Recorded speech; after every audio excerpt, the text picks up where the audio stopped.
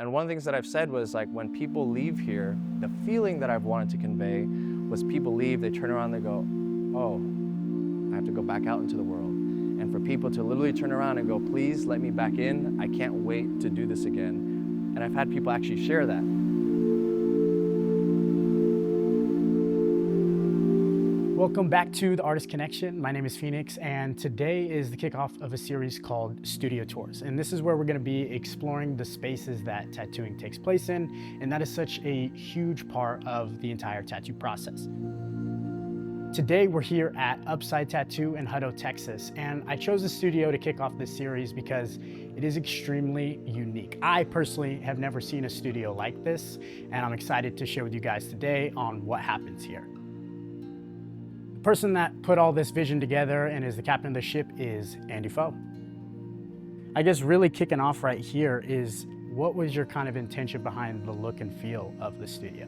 Yeah, so the space that we wanted to build was something that felt open, felt inviting, but also very personalized to like the client and their experience. So designing it to be very minimal. There's a couple of pieces of artwork on, but really the artwork that's happening is on the client. So we wanted to just make sure like all the distractions were taken out as much as possible, just because also that, for me, reduces the amount of stimulus that happens.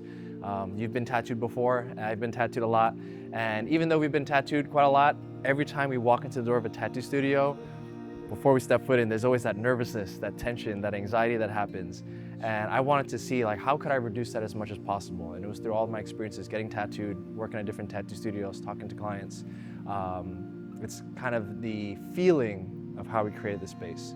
And that's kind of from the first moment you walk into the door, that big, open, inviting space is kind of that feeling that I wanted to convey.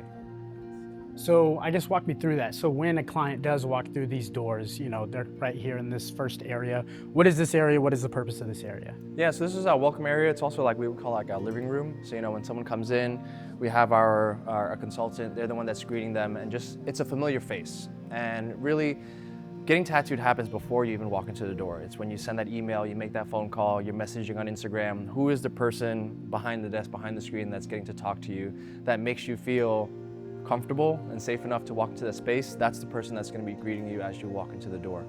And then when you come in, you may not be able to sense this on the camera, but it's the smell, it's the feeling, you know, it's the ambiance of the space. And our space also is no shoes on the inside. I wanted to treat it like my home. So everyone comes in, they take their shoes off, and then as they pass into this space, it kind of opens us up into the creative space where everyone draws, works on their stencil, and then into the tattoo space where every client gets a designated area to put their stuff down and get acclimated for their full day of transformation. Can you talk to me a little bit about, you mentioned, you know, before somebody even walks in through the doors, like what are those, let's say, specific things, you know, that you guys are doing to prepare them, you know, before they walk in the space? Yeah, so we go through quite a bit for someone that's making an appointment. So besides the consultation process, which is again done through phone, email, or Instagram, we just want to get all their information, all their ideas, and all their questions answered. Within tattooing, sometimes that process is very short because if an artist is doing that directly themselves, they're already busy tattooing many days out of the week. I wanted to have designated person to really be there for the client to answer any questions regarding scheduling, their designs. And then even after that consultation process is done and they make their appointment by putting the deposit down, we schedule a creative call. A creative call is when they get to meet face-to-face with their artists through FaceTime and through Zoom, and being able to like be reassured of what their design is, that they're heard, and what their ideas. Sometimes when, and this is through stories I've had through clients or other artists, they'll come in and they're expecting their design, but it doesn't line up. So there's frustrations from the clients or there's frustration from the artists that they have to redesign it, that someone's not getting the design that they want. Well, we take all the information that we've collected from their consultation process, the creative calls, to make sure, hey, did I get all this right? Is there any additional pieces that you want to add to it? This is part of my creative process. Does this work for you? So it's to make sure that we're on the same page so that they're already reassured maybe 2 to 3 weeks before their appointments, because they finally get to meet their artists. And then prior to their appointment coming in, we send them a welcome letter. A welcome letter just gets them familiar with what to expect and how to prepare for their session. So pre-appointment care, what to expect when they come in, you know, simple things like taking off your shoes. That can kind of be disarming for some people. That we provide the lunch and the snacks, because if it's your first time or your 10th time you forget, we want to be able to have all those things for you. and then the aftercare instructions, so that all the common questions that you may have, you don't have to come into your appointment with that nervousness. Can I work out? Should I lotion? Should I eat? Should I not? Can I bring headphones? Can I use my phone or not? We try to reassure them of what the experience is going to be, so that when they come in, they know what to expect. And I think that's the best way to alleviate any of that tension and anxiety as they come in for this permanently marking, transforming experience. Let's just take all the variables off the table and let's just make it as easy and as comfortable for you as possible. Once the client has come in and they've obviously kind of seen the space, do they go straight into tattooing, or what happens after that? Yeah, so once they come in, we like to give them a tour of the space because it's a really big space. It's 4,000 square feet. And again, when you go into a new space, you're not sure what's on limits or what's off limits. The whole space is open for everyone to kind of roam around, and it's a really big space. But you know, we've got 2 restrooms down here, and the client has an area where they can put their stuff down. They're introduced to their snack basket. And again, it's one of those things of like, how can they feel comfortable as they come in? Once they're settled into their space, they go and they meet their artists, whether that's here in the tattoo space, in the creative area, or over by the stencil machine. I like to think about this, their first 30 minutes, as like the ideal day. And I think about that from the creative standpoint. Every artist has a different workflow, but when an artist is prepared for their session, design should be ready. It should be 90% to what the client wants. There may be some changes that can be done, but essentially we're so on the same page after the consultation, the creative call, that now the artist gets to show the client or continues the project, and we say, hey, this is what you're gonna get. Clients generally love it. And then we go over to the stencil machine, we size it up, and we put the stencil on. That's what happens the first 30 minutes. We call that a settle down time. It's where clients may want to finish eating their breakfast. They may want to use a restroom. They may want to get some tea. They may want to have some questions or changes on the design. Sometimes they're running a little bit late. So that's what I call from like 10:30 to 11 o'clock, the settle in time. It's where they can start to prepare their design. 11 o'clock, that's where ideally the stencil's already on, and then we all walk over to the gratitude share. We have a song that cues, and once that song is on, everyone just kind of knows right around 11 o'clock, clients, artists, our consultant, the whole team gathers here. And it's a lot of spaces, you know, we've got enough for like 16 people here. Sometimes we've had a little bit more, sometimes it's less if it's just me and a client. However big or small the group is, this is just a chance for us to sit down, alleviate some tension, some anxiety, and then also just go through some breath work and a moment of gratitude or joy. Common tattoo experience when you're in a big shop with a lot of people. If you're not introduced to everyone, you kind of feel a little awkward, a little nervous. You're not sure who you can talk to. Maybe that person has more tattoos than you. It's your first time, or you know, there's someone here, an artist or a client that you've seen online. You want to get to meet them. There's that nervousness that happens, and I want to be able to like have everyone feel like they know each other. So after we go through the breathwork and the gratitude share, everyone's already shared their name, a bit about themselves, maybe it's their family, their tattoo. And after we break from this piece, from this gratitude share, you'll see the synergy change. Like the clients are talking to each other, the artists are checking in with one another or the clients, and now it just becomes this community feeling that it lasts throughout the entire day.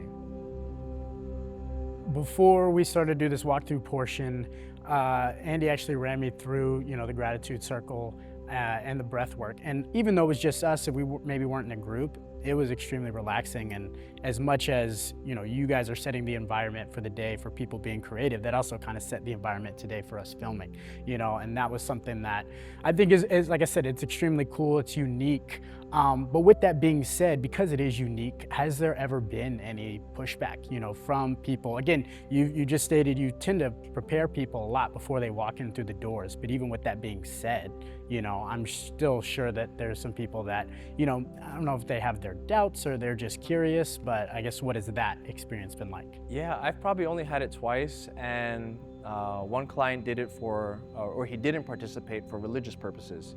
What we're doing here is not anything that's religious or faith-based. It's just a chance for people to relax their nervous system, and then also to just think about what you're grateful for, or what recent moment of joy is.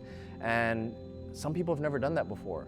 You know, like to be busy, to have stuff going on, to be nervous about your appointment, to come here. When you can relax that nervous system, I believe getting tattooed is so much easier. And when you can recount a moment of gratitude or joy, it also helps bring that down, that anxiety, that nervousness a lot. This one client, he just stayed it for religious purposes, and you can have a moment of gratitude for your religion, for God or for whatever the thing is. And we've had all sorts of people share different types of stories. So I like to start with my gratitude or share, and it's whatever is the most recent, most powerful for me. And it can be a brief one as far as celebrating my daughter's birthday or cleaning the house or my dog passing away. I can bring up any one of those moments. But then as I share from an open space and the next person does and the next person does, people will laugh, people will cry, people will share all sorts of memories that we realize we're just humans going through an experience, that there's a reason why we're all coming together and getting tattooed. Something deeply profound has happened to us that we want to endure some sort of pain to get permanently marked. And we're gonna share this day together and go through it. So how can we go through this a little bit easier? It's just by being prepared, by getting to know the people that are around you so that you can just relax into this experience that is generally this painful, nervous experience. The night was just like, I can't wait to come back. And one of the things that I've said was when people leave here, the feeling that I've wanted to convey was people leave, they turn around, they go, oh, I have to go back out into the world. And for people to literally turn around and go, please let me back in. I can't wait to do this again. And I've had people actually share that. They come in and they're excited to take their shoes off, to silence their cell phones, to do the breath work, to get tattooed and to connect with their artists. I see that happening more and more. And it's part of why I've had my doubts about doing this, because it is so different. But on the days that I have my doubts and someone shares how powerful this is for me, it reminds me of why I do it. And another client that didn't want to partake in it, she was just very shy, very nervous. She was here getting a mother and daughter tattoo. Her mom was here. So that also to me, we give people the space and the opportunity to not partake in it. You're not required to do it, but for the people that do, they look forward to it when they come back and they do it again. So after the gratitude circle and the breath work, is that when clients will actually kind of start to go get tattooed? Yeah, so then now naturally everyone goes to their space. They've already had their stencil on, it's dried, and then now everyone just kind of gets into their tattoo space and we start tattooing. One of the things that we ask for people to do while they're here is to silence their cell phones and stow it away. Naturally, we also ask that, if they have their headphones away, it's just part of the experience. And it's been through my experience, I've been tattooed for 7 days back to back. I've tried all different kinds of things, including having music, having audiobooks, meditating through it. And I found that as I was going through the longer sessions, if I didn't run away from the experience, if I wasn't fighting the tattoo, trying to distract myself with, my phone, with music or movies, I actually was able to settle into it, relax, accept the situation. So part of our job as being a tattoo artist, we have to have bedside manners and teach the clients on how to deal with the experience. So part of it is not having them listen to music. And we have some stuff that's going on, which I like to think about in terms of there's a certain sound or frequency or an energy that they can still listen to. It's interesting enough where the music kind of changes in and out of different genres, but it just kind of keeps them in a calm space. If they're coming in and the music is loud, it's heavy, it's aggressive, they're coming in with that amped up energy too.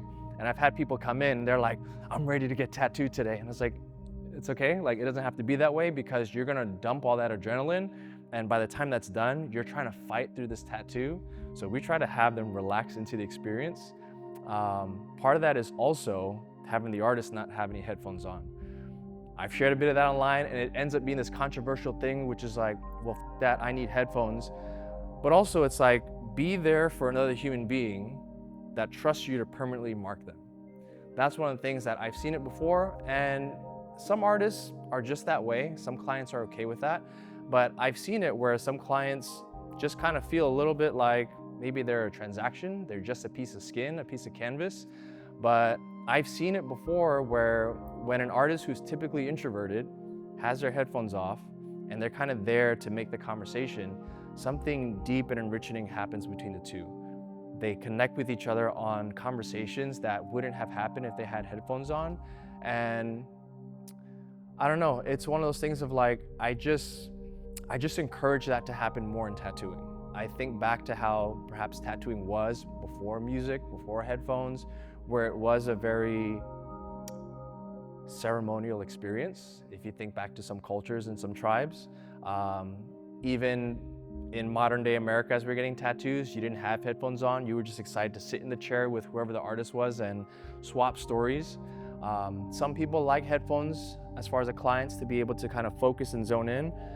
Some artists like to do it so they can focus and zone in, but you can also focus and zone in on the conversation, on the meaning, on the lives of each other. And it's not for everyone. I know that those are the artists that we perhaps repel, is that some people that come in, they just want to work a certain way. But for those that actually get to try not having headphones on, something, again, deeply enriching happens within the individual and within the group between the client and the artist. If you want to kind of show me, I know this is your station. We can even explore some of the other artist station, but even though everything is, big and wide open, there is still individuality within each space. So I guess if you want to kind of point out some of the stuff that you've decided to put here, but also generally, like I know we have some of the trees, the spacing in between stuff. Talk to me about kind of the physical layout of the actual studio. Yeah, so it's a big open space, big box at like 4,000 square feet. I wanted it to feel spacious, but not also have any rooms either. So there's space with some sense of privacy. You don't have to hear everything that's necessarily going on over there, but you're not, shoulder to shoulder with the next person. So there's enough space, but also enough community there. And then within each space, we've all got about a 10 by 10, which I think should be standard spacing. We have our altars. Our altars are what expresses the artist's personalities, and they have the chance to put up, a piece of artwork that they've done. They get to share, maybe it's family photos, some of their favorite books. I've got a lot of gifts that I've had from different clients that I, put on my altar.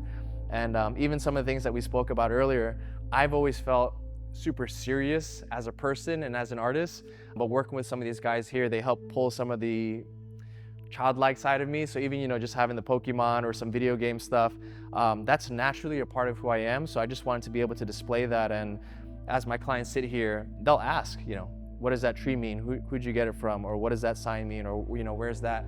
So it becomes a point of conversation to just kind of know, like, where's that family trip? What is it like being a parent? I'm a parent of a new child too. Here's what I'm struggling with. So these things just share a bit of me, and it just expresses like, this is what I'm passionate about. This is what I believe in. And it just helps decorate the space a little bit more. In a space that's this big and this open, the fewer things I think that we have, which is why we don't have artwork plastered everywhere, you can focus in on the few pieces that are here. And again, I've worked at other shops where there's just artwork everywhere, and it's all so good, but where do you put your attention? If you've got one piece of artwork here, you're more inclined to spend a little bit more of time on it. And it's the same thing with every artist's station. Don here, he's really big into what we've been talking about as nostalgia artwork. He likes to do this splash of color that's very different from his tattooing, but this just expresses his personality of who he is, mixed with the sports and the video games. People get to come in here and like sit within his aura, within his space. Same thing with any other artist that's here. You get to just see a little bit about, who they are, what they value, what their little quirks are. So we invite them to just kind of add as much to it as you like. Just by looking at it, you can get a feeling for the artist that's sitting there and that's going to be doing the work on you. As far as the rest of the studio space, what are the other things that you guys have here to kind of help you in your day-to-day process? Yeah, so let's head over here to the storage room in the back. And I wanted to create this space for what the ideal client experience is, which we touched a lot of points on, but then also just as an artist to make sure, like, do you have everything that you need as an artist working at a studio? And some of the simple things that I feel like, just having an organized space that has all the supplies that the artist needs, being able to have everything stocked so that you never have to worry about ordering your own supplies. Everything here is given except for, needles, your colored inks, and your machines. You're prepared, you're organized, and we restock this once a year. I make sure, like on Black Friday, which is coming up soon, order everything from gloves to ink caps to, all the disposable stuff. Having it here neat and organized, and even if you've noticed in the outside space, we want to reduce the amount of noise and wiring, so there's no external lights there. We designed the space to have as bright of a light as possible. We've got these battery packs that plug into the iPads or to the phone so that you don't have to trip over these cords that are, draped throughout the place.